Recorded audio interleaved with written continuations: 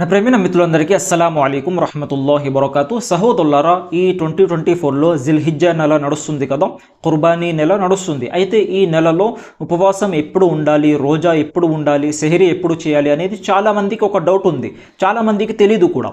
సరేనా? అయితే ఇవాళ వీడియోలో మీకు ఉపవాసం ఎప్పుడు ఉండాలో నేను తారీఖు చెప్తాను.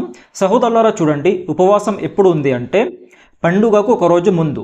పండుగ ఎప్పుడు ఉంది? ఈదుల్ అజ్హా బక్రాయిద్ పండుగ జూన్ 17కు ఉంది.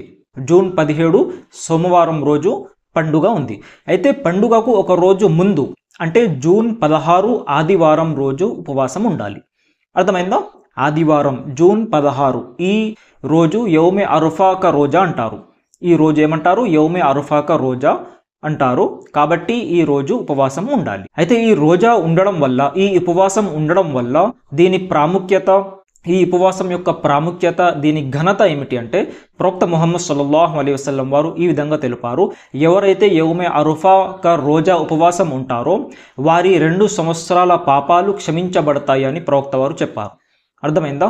కాబట్టి ఇది నఫిల్ రోజా, కానీ దీని ఘనత ఎక్కువగా ఉంది. కాబట్టి అందరూ ప్రతి ఒక్కరూ ఉండడానికి ప్రయత్నించండి. సరేనా? కాబట్టి 16వ తారీఖు ఆదివారం రోజు ఉపవాసం ఉండాలి. దాని మరుసటి రోజు పండుగ ఉంది. సరేనా? కాబట్టి మీకు అర్థం అయింది అని అనుకుంటున్నాను. ఈ వీడియో వేరే వారికి కూడా షేర్ చేయండి. అస్సలాము అలైకుం రహ్మతుల్లాహి వబరకాతుహు.